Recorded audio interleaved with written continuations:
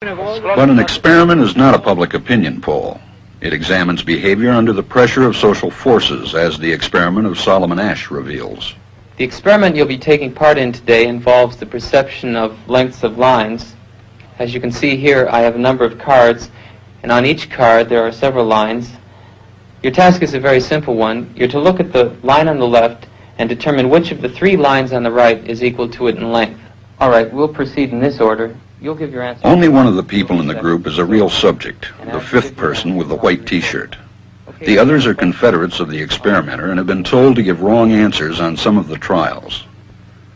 The experiment begins uneventfully as subjects give their judgments. 2, 2, 2, 2, 2, 3, 3, 3, 3. But on the third trial, something happens. 2, 2, 2, 2,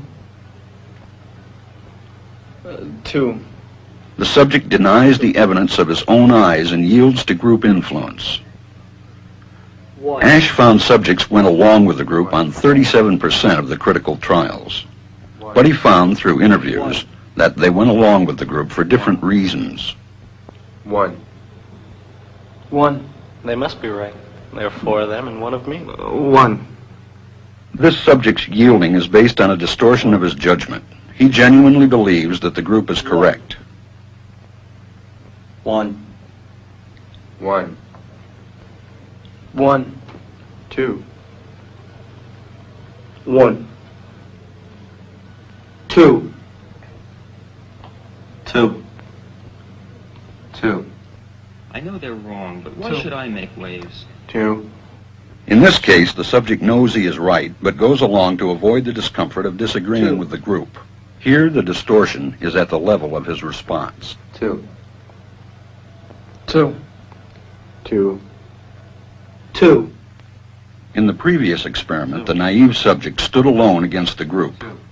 In this variation, Asch gave the naive subject a partner, here seated in the third position, who also gives the correct response. 1. 1. 2. 1. 2. With a partner, yielding drops to only 5% of the critical trials compared to 37% without a partner. Although subjects report warmth and good feeling toward the partner, they typically deny that he played a role in their own independence. The partnership variation shows that much of the power of the group came not merely from its numbers, but from the unanimity of its opposition. When that unanimity is punctured, the group's power is greatly reduced. Sometimes we go along with a group because what they say convinces us they are right. This is called informational conformity. But sometimes we conform because we are apprehensive that the group will disapprove if we are deviant. This is called normative conformity. The strength of the normative factor is shown in another variation carried out by Asch. In this variation, the subject is told that because he had arrived late, he would have to write his answers. Subjects in this private response experiment are exposed to the same amount of misleading information as other subjects, but they are immune from any possible criticism by the group. 1. 1. 1. And this enormously reduces the pressure to conform. Conformity drops by 2/3.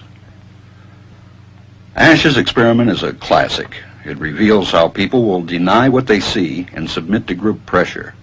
It allows us not only to observe conformity, but to study the conditions that increase or reduce its occurrence.